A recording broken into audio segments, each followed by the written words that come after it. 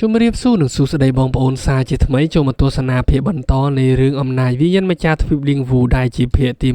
123ហើយក៏សូមឆ្លៀតប្រមូលខ្លួនឯងបន្តិចផងដែរសម្រាប់សាច់រឿងដែលឯងមានផលនៅក្នុងក្រុម VIP គឺត្រជាក់ភ្នែកតែម្ដងដោយសារតែឯងមានបានកាត់ដាក់សាច់រឿងទាំងអស់សម្រាប់ផលក្នុង YouTube ឯងមិនហ៊ានដាក់ច្រើននោះទេដោយសារតែវាជាប់ copyright និងអាចប្រឈមមុខជាមួយនឹងក្រុមហ៊ុនរបស់គេរីមូលឆានែលកវត្តចោលប្រសិនបើបងប្អូនទាំងអស់គ្នាចង់ចូលរួមជាមួយនឹងឯងមាននៅក្នុងក្រុម VIP អាចទាក់ទងមក Telegram ផ្ទាល់របស់ឯងបានដែលមិនមែនមានតែរឿងអំណាចវិញ្ញាណម្ចាស់ទ្វីបលីងវូមួយនោះទេនៅមានរឿងផ្សេងៗ 4-5 រឿងទៀតចំពោះតម្លៃមិនថ្លៃនោះឡើយត្រឹមតែ$1ក្នុងមួយខែតែប៉ុណ្ណោះសម្រាប់អ្នកដែលគេថាថ្លៃអាចរងចាំទស្សនានៅលើ YouTube របស់ admin បានប៉ុន្តែ admin ផុសយឺតជានៅក្នុង group VIP សម្រាប់ link Telegram admin នឹងដាក់នៅក្រោម comment និងហើយកុំឲ្យខាតពេលវេលារបស់អ្នកទាំងអស់គ្នាយូរតោះចូលទៅកាន់សាច់រឿងរបស់យើងចាប់ផ្ដើមនៅសាច់រឿងសម្លេងរបស់អាទ្រីបខែក៏បាននិយាយឡើងបើអ្នកចង់ទទួលបានមរតករបស់ខ្ញុំត្រូវតែដើរទៅខាងមុខដល់ទីបញ្ចប់នៃផ្លូវមួយនេះដើម្បីឲ្យខ្ញុំបានមើលឃើញតើអ្នកពិតជាមានសមត្ថភាពក្លាហានដើម្បីជំនះរាល់ឧបសគ្គទាំងអស់នេះដែរឬទេឈិនធានក៏បានតបទៅវិញដោយភាពអង្អាចវាគ្រាន់តែជាផ្លូវមួយតែប៉ុណ្ណោះការបោះជំហានទៅខាងមុខគឺវាងាយស្រួលប៉ាមួយជំហានទៅខាងមុខចំហាយនៃធម្មពលដ៏ខ្លាំងក្លាក៏បានផ្សាយភាយចេញពីផ្ទាំងថ្មជាមួយនឹងសម្ពាធនៃធម្មពលដ៏ខ្លាំងក្លាបានទម្លាក់ចុះមកខាងក្រោមចំហាយនៃកម្លាំងធម្មពលបន្តិចបន្តួចនៃអាចកំទេចនៅកម្លាំងធម្មពលធម្មតារបស់ខ្ញុំបានបន្តបោះជំហានមួយពីរទៀតស្រាប់តែចំហាយនៃធម្មពលក៏បានជិះចេញពីរូបចម្លាក់មនុស្សដែលលូតជង្គង់នៅក្បែរនឹងទាញឈិនធានចូលមកក្នុងអាណាចក្រទឹកដីបុរាណភ្ញាក់ផ្អើលបន្តិចដោយសារតែនៅក្នុងរង្វង់ដៃរបស់គេកំពុងតែបីនៅយន្តដែលពេលនេះនាងកំពុងតែរងរបួសដោយសារក្រុមមនុស្សរបស់និកាយធានសុងយន្តកុំការអ្វីអសោះពេលនេះខ្ញុំបានមកដល់ហើយនាងក៏បានតមកវិញឈិនធានឲ្យខ្ញុំសុំទោសផ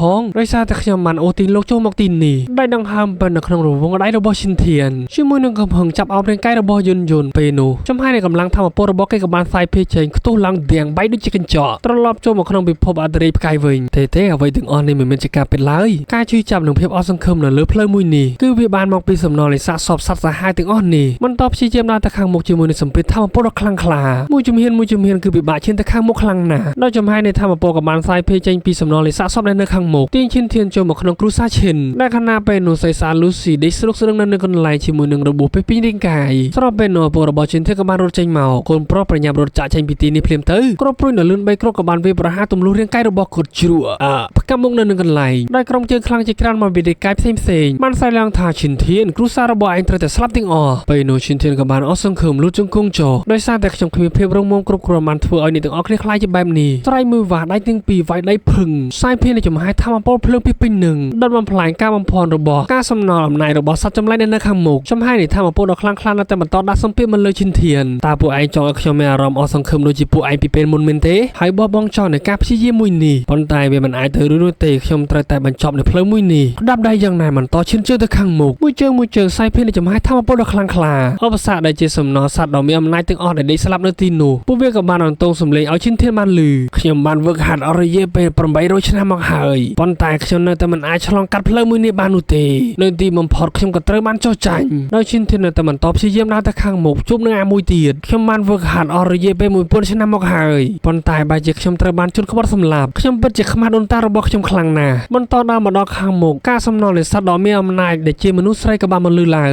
ងកូនអើយខ្ញុំត្រូវការតែមួយជំហានទៀតតែប៉ុណ្ណោះដើម្បីការពារកូនប្រុសឲ្យមានសុវត្ថិភាពឈិនធានមានខ្វល់នៅតែបន្តព្យាយាមជន់មួយជើងផាំងរលាយខ្ទេចការសំណល់សត្វដ៏មានអំណាចនៅតែមានខ្ញុំបានសងសឹកឯងរួចរាល់ហើយដោយសារតែខ្ញុំស្អប់ឯងលួចដៅរបស់ខ្ញុំឈិនធានក៏បានឈានជើងជន់បំបែកមួយទៀតសំឡឹងតែមើលលំហដែលបានដាក់សម្ពាធជាចំហាយធម្មពលមកលើគេដោយអត្រាជាងឡាអត្រាលីងធានហើយនឹងអត្រាផ្កាយកំពុងតែសំឡឹងមើលឈិនធានពីខាងលើដូចគ្នាធ្វើបែបនេះវាមិនខុសខើពេកមែនទេដោយគេឆ្លងកាត់នឹងការជួបប្រទះភាពអស់សង្ឃឹមជាច្រើនមានទាំងការជឿចាប់នឹងសោកនាដកម្មអត្រាជាងឡាក៏បានតបទៅវិញវាមិនខុសខើពេកនោះទេប្រសិនបើឥឡូវនេះមិនអាចទទួលនឹងការជឿចាប់ហើយតស៊ូជាមួយនឹងភាពអស់សង្ឃឹមមួយនេះបានតើតទៅថ្ងៃខាងមុខគេនឹងអាចទប់ទល់ជាមួយនឹងឋានសួគ៌ដោយរបៀបណាចំណែកឈិនធានតែបន្តព្យាយាមឈិនជើងទៅខាងមុខខ្ញុំមកហើយខ្ញុំមិនឲ្យអំណាចនៃការអស់សង្ឃឹមជិះជាន់ខ្ញុំបាននោះទេអំណាចបំផន់របស់សត្វចម្លែកទាំងអស់នោះមិនអាចធ្វើឲ្យខ្ញុំបាននោះឡើយហើយខ្ញុំនឹងបញ្ជាឲ្យអ្នកទាំងអស់គ្នាបានឃើញច្បាស់ថាខ្ញុំនឹងមានភាពខ្លាំងក្លាបន្តឈិនជើងទៅខាងមុខដល់ទីបញ្ចប់បោះជំហានឡើងទៅលើជណ្ដើរសាយភាយនៃចំហាយធម្មពលប៉ុន្តែអំណាចនៃធម្មពលនៅតែដាក់សម្ពាធមកលើគេកាន់តែខ្លាំងក្លាមិនចោះចាញ់បន្តឡើងទៅខាងមុខទៀតពេលនោះការសំណល់អំណាចសត្វចម្លែកក៏បានចាប់ជើងឈិនធានជាប់នារោគគ្នាត្រូវបានស្លាប់ហើយអ្វីបានជាឯងត្រូវរស់ប្រញាប់បបង់ការតស៊ូព្យាយាមមួយនេះភ្លាមទៅអ្វីគ្រប់យ៉ាងនៅអ្នកបានការពារនឹងត្រូវបានបំផ្លាញនៅទីបញ្ចប់ហើយខ្ញុំក៏ចង់ដឹងដែរតើអ្វីជាសារៈសំខាន់នៃការតស៊ូរបស់ឯងទៅមួយទៀតក៏បានមកចាប់ដៃរបស់ឈិនធានជាប់ឈិនធាននៅតែព្យាយាមរើបបារាប៉ុន្តែផ្សេងមួយទៀតក៏បានមកចាប់ដៃជាប់ហើយចង់មានការជឿ ចាប់នៃការឆ្លងកាត់ជីវិតនិងសេចក្តីស្លាប់ម្ដងទៀតមែនទេ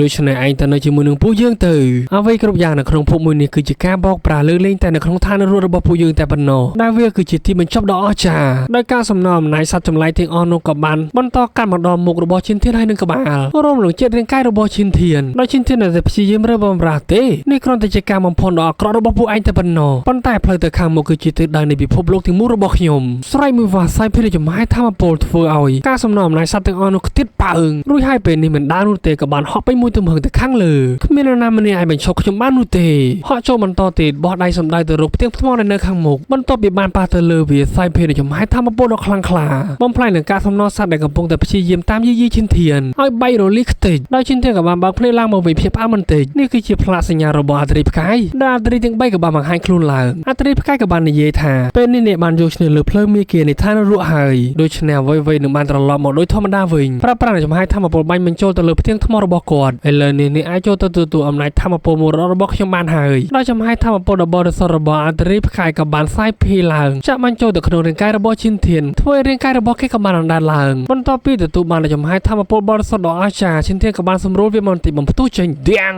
អត្រីផ្កាយសម្លឹងទៅឈិនធានដោយមានស្នាមញញឹមឈិនក៏រំលឹកខ្ញុំពីនរណាម្នាក់អត្រីជាងឡាក៏បានសួរតើជាអ្នកណាគាត់ក៏បានតបទៅវិញអ្នកក្លាហានដែលអាចបំផ្លាញនៅទម្រង់ដ៏រឹងមាំរបស់ឋានស៊ូប៉ុន្តែគួរឲ្យស្ដាយបើម្នាក់នោះមានពេលតែបន្តិចទៀតអត្រីជាងឡាក៏បានបន្តនេះមិនចាំបាច់សោកស្ដាយនោះទេខ្ញុំប្រកាសចិត្តថាឈិនធាននឹងលើអ្នកក្លាហាននេះនៅថ្ងៃអនាគតអ្នកមកកាន់មេយីដែលត្រូវបានគ្រប់រំរាប់ដោយប្រលឹងនៃនៅសេសននៃអត្រិយមរណៈហារាងកាយធានយានដ៏រឹងមាំតាមពិតវាបានមករកខ្ញុំដល់កន្លែងខ្ញុំមិនឆ្ងល់នោះទេដែលជិនបានបញ្ជូនអ្នកមកទីនេះអាលអិតក៏បំភ្លេចអ្វីដែលអ្នកបានសន្យាប្រសិនបើថ្ងៃណាមួយអ្នកបានឡើងទៅឋានស៊ូអ្នកនឹងខ្លាចជាតាយាននៃកន្លែងនេះនឹងឲ្យប្រលឹងវិញ្ញាណនៅសេសននៃអត្រិយមរណៈគឺគាត់កំពុងតែចាក់បញ្ចូលនៅអំណាចធម្មពលរបស់គាត់ចូលទៅក្នុងខ្លួនរបស់មេងយីដោយសាររឿងក៏បានកាត់មករយៈពេល1ឆ្នាំដែលជិនធានបានហ្វឹកហាត់នឹងដាំដុះនៅចំហាយធម្មពលនៅក្នុងប៉មថ្មរបស់អត្រិយផ្កាយដែលជិនធានកំពុងតែរួមផ្ដុំនៅចំហាយធម្មពលដែលទើបទទួលបានចាក់បញ្ចូលវាទៅក្នុងដើមផ្ទុះឡើងទាំងបាញ់ឡើងទៅខាងលើជាមួយនឹងអំណាចដ៏អស្ចារ្យបើភ្នែកឡើងមកវិញជាមួយនឹងអំណាចធម្មពលបច្ចេកទេសថ្មី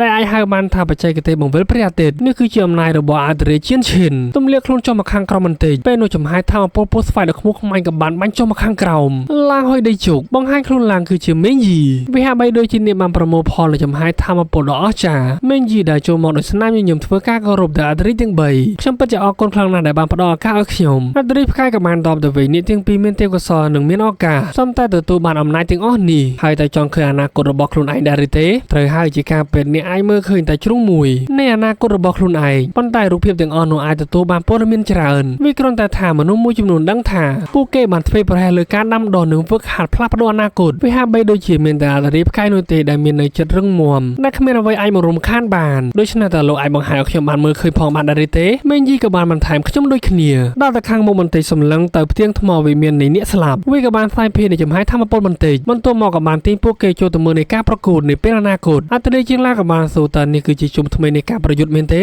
អត្រិយផ្កាយក៏បានតបវាមានទំនាយមួយនៅក្នុងនិកាយធានយានបុរាណថា10000ឆ្នាំក្រោយនឹងមានបរិសម្នាក់ដែលមានវាសនាមកបំបីបំបាក់នៃពិភពលោកមួយនេះបានប្រហែលជាអ្នកអាចធ្វើជាសាក្សីនៅថ្ងៃអនាគតមេងយីក៏បានសួរវូឈិនខ្ញុំក៏ចង់ទៅដែរថាថ្ងៃអនាគតលោកនឹងខ្លាំងប៉ុណ្ណាឈិនទាំងក៏បានដាក់ក្រពុតដៃទៅខាងមុខសម្លឹងទៅផ្ទាំងថ្មវិញ្ញាណនៃអ្នកស្លាប់វាក៏បានផុសចេញនៅចំហាយធម្មពលដ៏ខ្លាំងក្លាធ្វើអត្រិយជាងឡាក៏មានការភ្ញាក់ផ្អើលតើនេះវាអាចទៅរួចដល់របៀបណាអនាគតរបស់គេគឺបានបើកចំហទៅទេនឹងហើយបើចង់ដឹងថាអនាគតរបស់ទៅជាយ៉ាងណាមានតែរងចាំទស្សនាភាពបន្តកុំភ្លេចជួយ like និងចុច comment វីដេអូឲ្យ admin ម្នាក់មួយផងសម្រាប់ពេលនេះ admin សូមលាសិនហើយបាយបងប្អូនទាំងអស់គ្នា